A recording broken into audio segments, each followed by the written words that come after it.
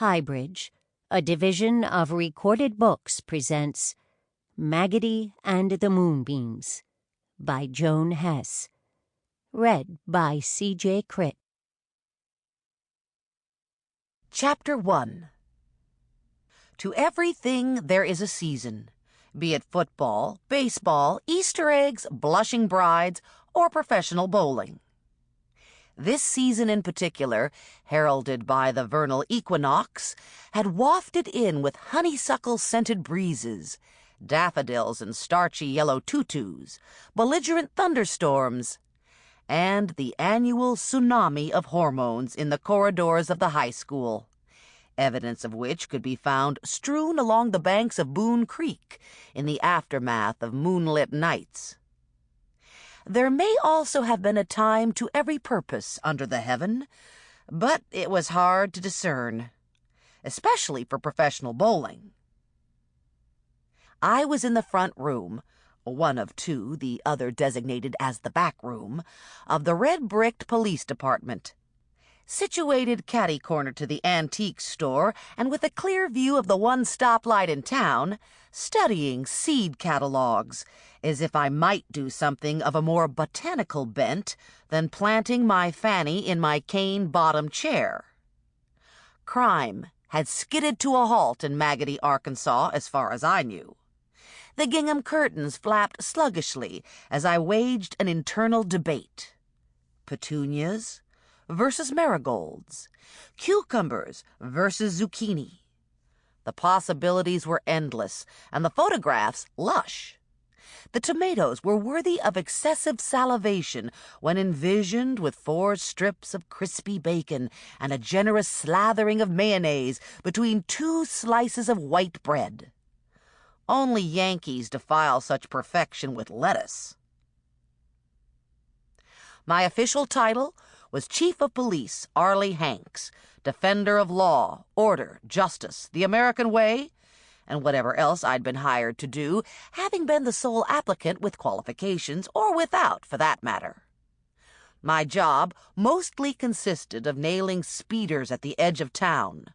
I run a quality speed trap, and tracking down miscreants who failed to pay at the self-service pumps. Leaping over tall buildings in a single bound wasn't a challenge, since Maggody lacked them. Bank robberies weren't a threat, the branch having burned to the ground a while back. Ditto the post office, as well as the Esso station out by the one-lane bridge. The block or so of what had been thriving businesses 30 years ago was now a stretch of hollow shells, the windows taped with bleached newspapers and flyers promoting events that had long since come and gone. Dunkin' Donuts and Burger King were not vying for the best location, and about all we could hope for was Toys Were Us. There had been some bizarre moments, but these days we were reduced to Saturday night temper tantrums at the pool hall, a rare flare-up on the bench outside the barber shop, and my dedicated, depending on the weather anyway, attempts to find Raz Buchanan's moonshine operation up on Cotter's Ridge. For the most part, Maggody, Arkansas, population 755, was percolating just fine. Having come home to recuperate after a nasty divorce from a New York City advertising hotshot with silk boxers and a polyester mindset, I wanted nothing more than the opportunity to pull myself back together. And, well, a bacon and tomato sandwich, washed down with a cold beer and topped off with a slice of lemon meringue pie. I was pondering where I might actually plant tomatoes when, to my deep dismay, the door burst open and Dahlia, nay, O'Neill, Buchanan, thundered into the PD. 300+ pounds does thunder. "Fire!" she shrieked. "I don't smell smoke." "At Ruby B's." Ruby B's Bar and Grill, for the unenlightened, is the establishment owned by my very own mother, whose nickname is short for Rubella Belinda, the family having an unfortunate tradition of choosing names for their melodic impact rather than pathology. The peculiar pink building is 100 yards down the road from the PD, and the source for the majority of my carbohydrates, as well as all the local gossip, from Elsie's bunions to Mayor Jim Bob Buchanan's latest, but surely not last, excursion into infidelity. "What do you mean?" I asked. "I mean there's a fire, darn it! I was taking the babies for a walk. Then I saw the smoke, and—" I stumbled to my feet.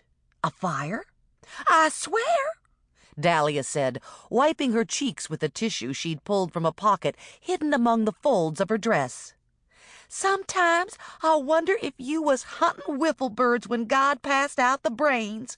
Smoke's pouring out of the bar. Boca Raton like to run me over driving out of the parking lot, and Estella's there screeching to high heavens. It seems to me you might want to look into this, it being your mother and all." Dahlia was far from being the tightest wrapped Twinkie in the carton, but she had a point. I went around her and out to the edge of the road, sidestepping the double stroller constraining a pair of pensive, thumb-sucking passengers. Smoke was indeed pouring out of the bar, and an impromptu demolition derby was shaping up. Estelle Oppers, my mother's best friend and co-conspirator in high crimes and misdemeanors, was flapping her arms like a woodpecker that had chanced upon a nest of plump termites. "Did someone call the fire department in Hasty?" I asked Dahlia. "How am I supposed to know that? I was a fire drill monitor in 6th grade until Ms. Miner caught me smoking in the girls' restroom. I was always real careful to put my butts in the toilet, but she still took away my badge and gave it to pimply old Hemorrhoid Buchanan. He cackles about it to this day." She put her fists on what I supposed were her hips and stuck her face in mine. It was likely that one of us was on a sugar high and not from gazing at photographs of sweet potatoes. "Why don't you ask him if he called him, assuming you can lure him out of the root cellar behind his house? What's it been now, 4 years?" I left her grumbling and hightailed it to the parking lot. There were no flames visible, but the smoke was hard to ignore, as well as the chaotic retreat of trucks, cars, and errant husbands who had no business guzzling beer at noon with their busty sweeties from the Pot of Gold trailer park at the south end of town. Estelle grabbed my arm. "You got to do something." "Is Ruby B in there?" "She's in the kitchen with the fire extinguisher. I did my best to drag her out, but—" I yanked myself free and barged inside. The fire seemed to be contained, but I could hear Ruby B howling, although in outrage rather than in pain. I snatched a thick wad of napkins from a dispenser, then took a deep breath, covered my mouth and nose, and opened the kitchen door. Smoke roiled at me, stinging my eyes and seeping through the napkins to scald my throat. Ruby B was wielding the fire extinguisher with the confidence of a seasoned urban firefighter, swinging back and forth as she blasted the flames licking on the stove. If she were up against a dragon, I knew where I'd put my money. "Get out of here," she snarled without turning around. "I already said it's under control." She added a few comments that do not bear repeating, although I will admit I was impressed with her command of 4-letter words. My 50-ish mother, with her rosy face, ruffled apron tied around a thick waist, pink eyeshadow, and suspiciously blonde hair, could have matched any sailor in a bar in San Diego, hands down. Forget I said that. The fire was pretty much gasping its last. I opened the back door and the windows, then sat on a stool and waited until she set down the fire extinguisher. She and everything else, including me, were coated with a slimy film of yellowish powder. "Grease fire, huh?" I said. "Guess I don't have to call in a rocket scientist after all," she said, as she used her apron to blot her eyes. "What happened was I was frying up some chicken when the phone rang. Duluth was carrying on like circus elephants was putting up tents in his backyard. Then Mrs. Jim Bob came in and started yakking at me about chaperoning a field trip. Before I could get free from her, Roy knocked over the pitcher of beer on his table. Boca Raton commenced a swinging at him, and I guess I flat out forgot about the skillet of chicken right up until the smoke started pouring out of the kitchen like Satan had been loosed from hell." I tried not to wrinkle my nose as I took in the stench. The ceiling was black, and the burners were crusted with charcoal and solidifying spew. The infamous skillet had been reduced to an artifact that would enthrall archaeologists in a century or two, presuming it was buried in the nearest landfill. What remained of the chicken was decidedly extra crispy. Maybe he was. "Don't go thinking this stove ain't cleaned on a regular basis," growled Ruby B. "Come rain or shine, every Tuesday morning I scour and scrub until my knuckles are raw. None of this would have happened if it hadn't been for Duluth and Mrs. Jim Bob and—" "It doesn't matter." "It does too," she wailed, sinking down on the floor and covering her face. "The ventilators are clogged. I'm going to have to find someone to scrape it all down. Insurance will most likely replace the stove, but the health department'll insist on inspecting everything, and those folks are a sight slower than molasses in December. I might ought to just up and retire to Florida." "And do what?" I asked as I sat down beside her. "Live off the proceeds of wet T-shirt contests?" "I reckon I could find myself a rich old man with a hankering for cornbread and turnip greens." I hugged her until she released a breath. "I hear the pickings are slim. Besides, where would I have breakfast every morning and supper every evening? You wouldn't want me to subsist on chili dogs and onion rings from the Dairy Delicious, would you? Before too long, I'd be borrowing dresses from Dahlia to hide my thighs." "What does it matter? You're not going to stay here forever, Arly. You're just biding your time before you leave again. It was real hard the first time, but I got through it, 'cause I had no choice. Now I can see there's nothing for you here. Nothing at all. All the young folk want to leave." She was right.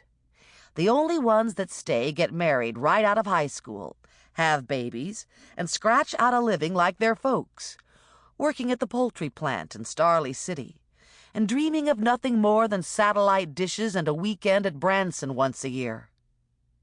Ruby B. went on.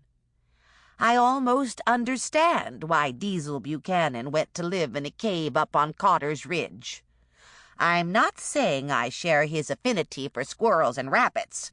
They're gamey, no matter how you stew 'em. But this was all I had left, and—" I swallowed a mouthful of guilt. "I'll be here for the time being, okay? You may have to close for a week or two, but there's no way Stump County can function without the daily blue plate specials of Ruby B's Bar and Grill. There'd be no happy hour for all the hard-working souls who deserve a beer and a basket of pretzels on Friday afternoon. No line dancing on Saturday night. No telling what out back in the Flamingo Motel afterward. You don't want those randy couples driving all the way to Farberville."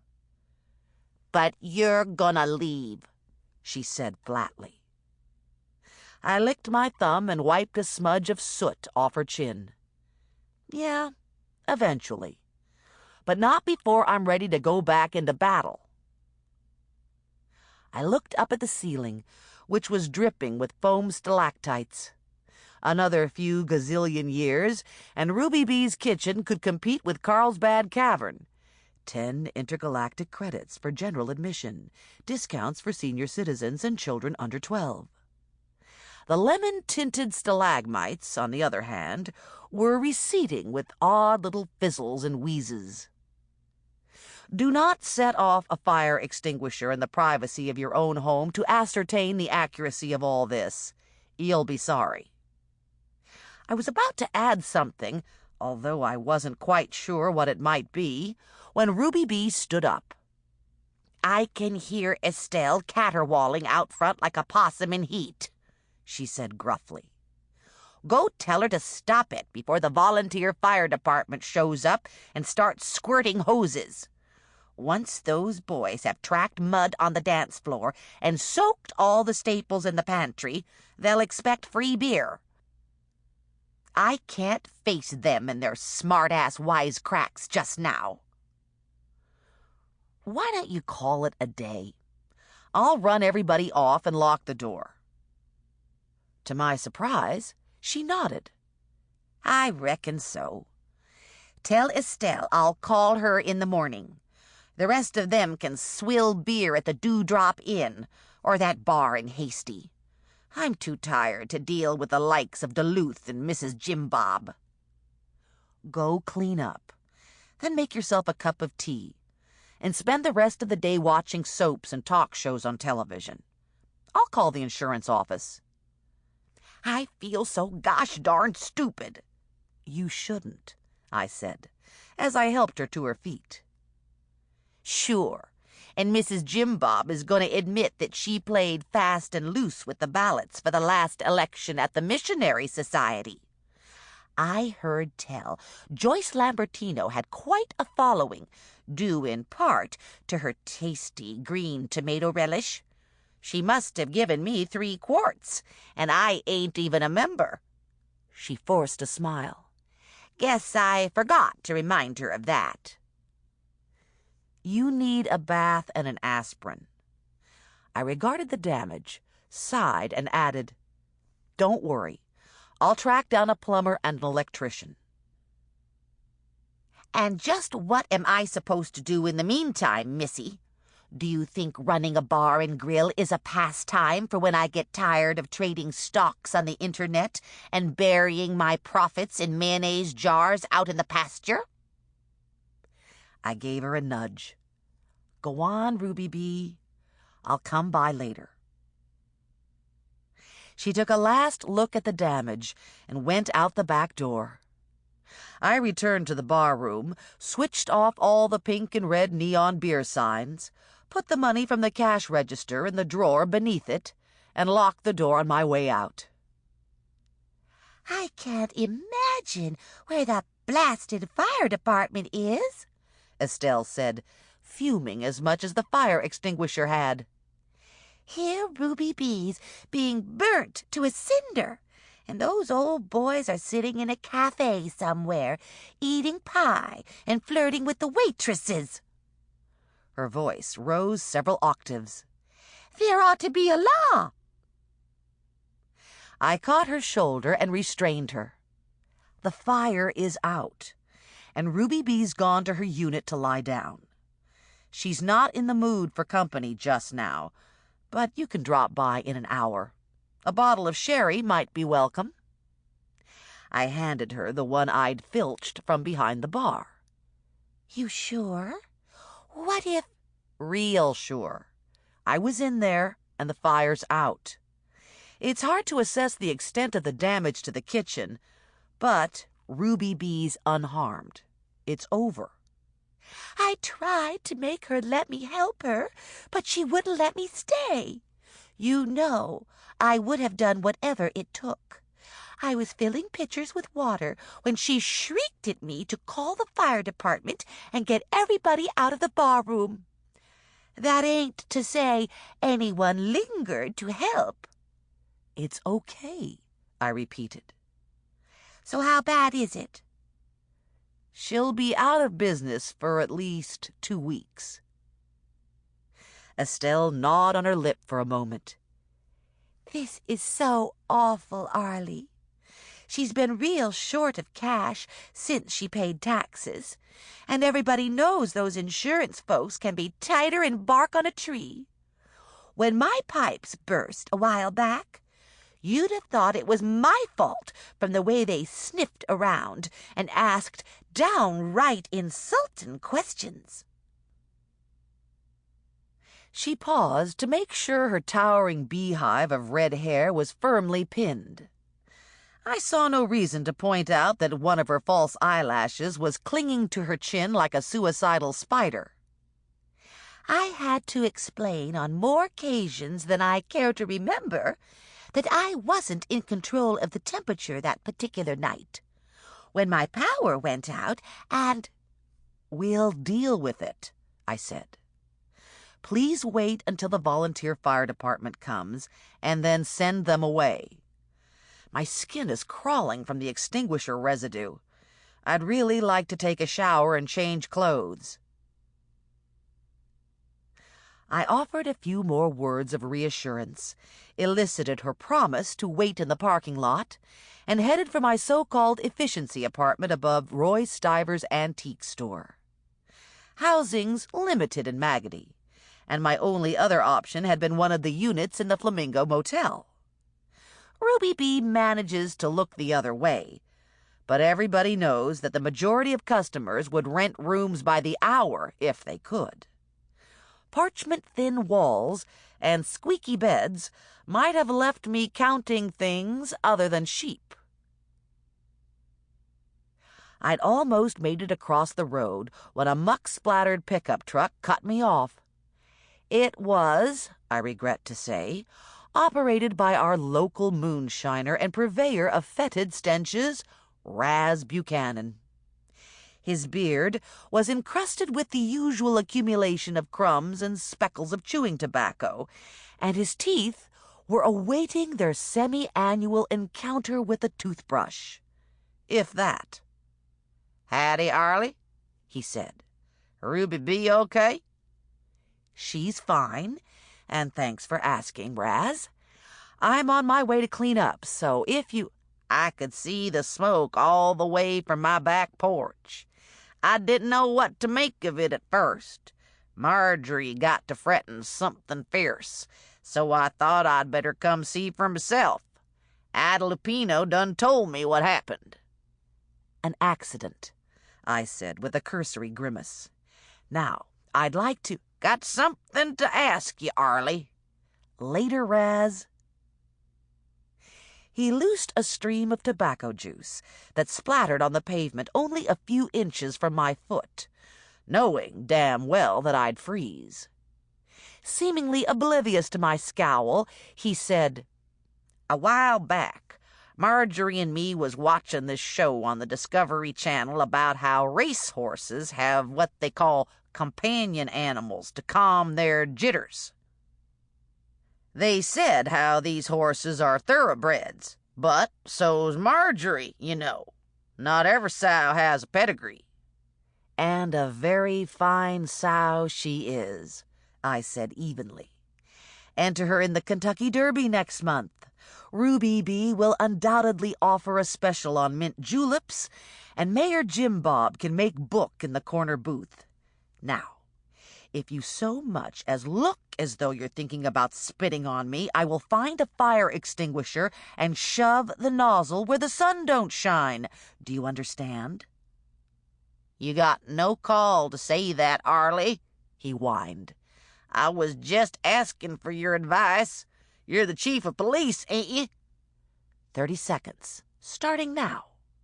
"So, like I said, Marjorie and me watched this show, and she took to moping around the house, wishing she had a companion animal like those fancy horses. I could tell right off what was ailing her, so I went into Farberville and bought her a gerbil. You know about gerbils, Arly? They look like—" "I know what gerbils look like." "Well," he said, puffing up his cheek and then wincing when I glowered, "you might say it didn't work out." "Why not?" His squinty eyes shifted away from me. There ain't no reason to go into that. Lately I've been thinking about getting Marjorie a mule. Perkins owns one that ain't no good for much of anything, but he says if I so much as drive onto his place, he'll greet me on his porch with a shotgun.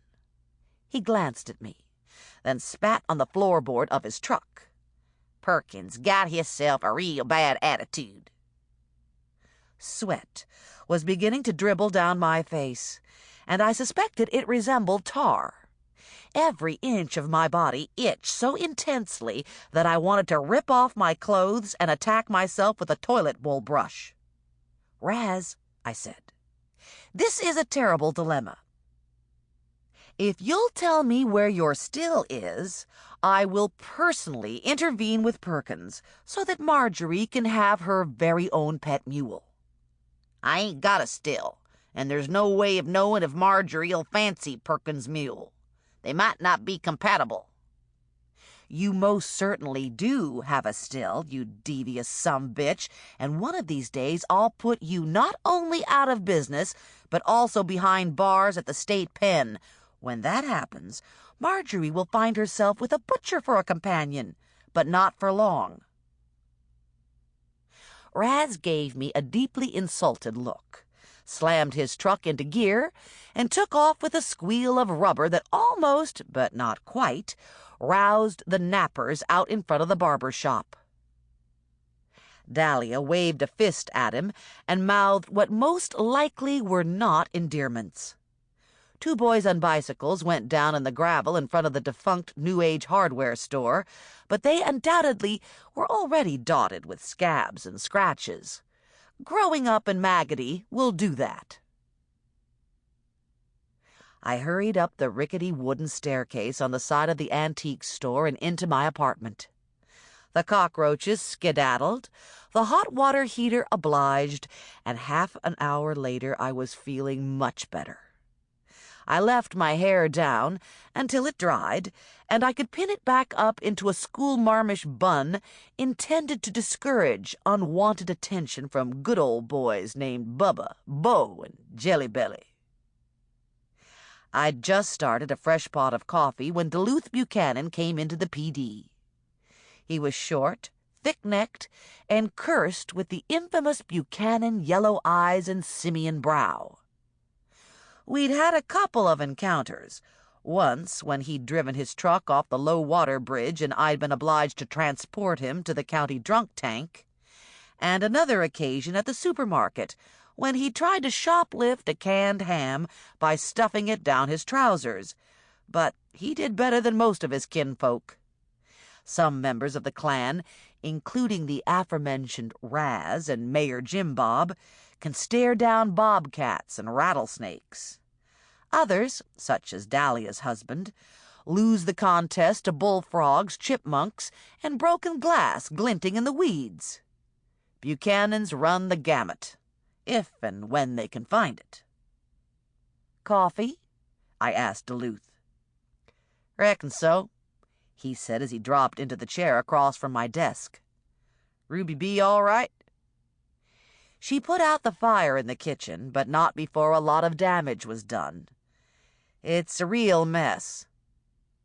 You want I should go by and take a look at it? I can clean up, scrub the walls and ceiling, paint, replace cabinet doors, that kind of thing. I got no control over the cost of materials, but I'll give her a discount on labor." I brought him a mug of coffee. "That'd be great, Duluth. And I know Ruby B. will appreciate it. I was told you were upset earlier. Is there something you want to talk about?" He took a thoughtful slurp.